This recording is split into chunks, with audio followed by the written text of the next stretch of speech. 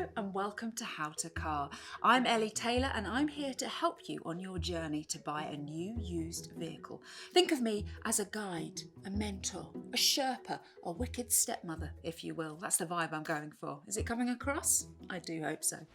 This episode is all about electric vehicles. Very excited about this one. The next car I buy will definitely be electric, so really this video is for future Ellie. Your hair looks great, figure's amazing. Just a little bit of flirting between me and future Ellie there. It's a bit weird, isn't it? We, that's me and the electrifying lot from motors.co.uk. See what I did there? Electrifying. Sorry. We're going to break down your options and dive into why you might want to go electric. The electric car market has grown rapidly in recent years and there's been a steady rise in the popularity of electric vehicles, or EVs. I'm certainly interested in getting one soon, and that's coming from me, Ellie Taylor, or ETs. It's not surprising they're getting more popular. Not only are they quite trendy, I can't believe I just used that word, I'm turning into my mother. Technological advancements mean electric cars can now go even further than before. So nifty. Oh great, turning into my dad as well. The infrastructure of charging points throughout the UK has also increased dramatically. So between public chargers or the one at home, you're more likely than ever to find somewhere nearby to charge your vehicle. And that was my concern, running out of battery and asking people in the street if they had a spare charger for a car.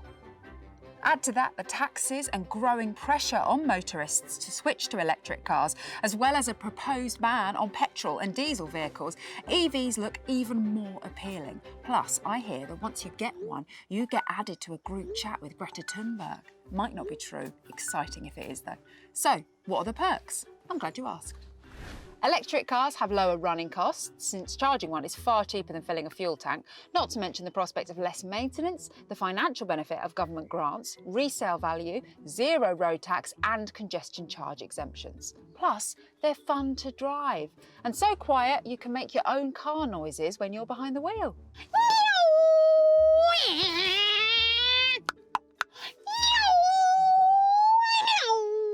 See? Great fun, improved acceleration, less noise, fewer vibrations, and they're smooth and effortless to drive. Plus fewer gears, so just less to worry about. Sounds great, but how do they compare to their fossil fuel equivalent? Are they more expensive? Do they drive better? What's their vibe? Well, let me hit you up with some facts. If you can believe it, electric cars were actually invented in the mid-1800s. Those cars fell out of popularity due to being outperformed by petrol and diesel engines, presumably because the electric ones were being powered by a tiny man rubbing two sticks together. Don't quote me on that, I'm not a historian. Today's e-cars are a whole different breed. They have a dozen tiny men rubbing sticks together. No? Oh, people behind the camera are shaking their heads. Some electric vehicles now outperform their fossil fuel equivalents. Plus, with an e-car, you often get a more spacious cabin as there's no bulky engine taking up body space. And you get to use the phrase spacious cabin, which hasn't been uttered since the voyage of the Titanic, RIP Jack and Rose. Not only that, you also get 100% power from standstill, giving you excellent acceleration from low speeds. Why is that useful? Well, ever been waiting at red lights and the car next to you wants to race? No, me neither, because it's against the highway code. Drive safe. Of course, there are pros and cons whether you choose electric, diesel or petrol. Nothing in life is simple. I'm sorry to be the one to break it to you.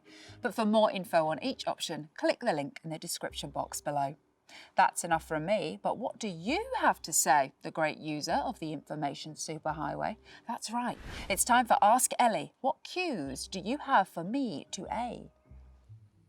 Paul asks, why are electric cars so expensive? Because good things come to those who pay more, obviously. Actually, that's not true. Electric cars aren't as unaffordable as people seem to think. For example, you've got the Seat Me electric that starts at £20,000, which for a compact car is pretty on the money. And because you're not destroying the planet when you nip to the shops, the government will throw in an extra £2,500 off the price of any new EV that costs under £35,000. Jamie asks, please tell me how I can charge an electric car? ? I was hoping someone would bring this up. In short, you just plug it in, Jamie. Where you plug it in is more of the problem. Your best bet is getting a home wall box installed outside your house, which allows you to fully charge the average EV overnight. When you're out and about, you'll need to find a public charger, which isn't actually as hard as you think. There's already over 23,000 chargers all across the UK, which means you're almost 20 times more likely to pass one than a McDonald's. Plus, there's more and more being installed every day, so you're not that likely to be left stranded on the M1 when your car runs out of juice. What good questions, what great answers. If you've got anything you'd like to ask Ellie, then get in touch via these methods using the hashtag #AskEllie. Next time, we'll be looking at family cars, which reminds me, how was the Wicked Stepmother vibe? Was it good? Did I put it off? I do hope so. See you next time.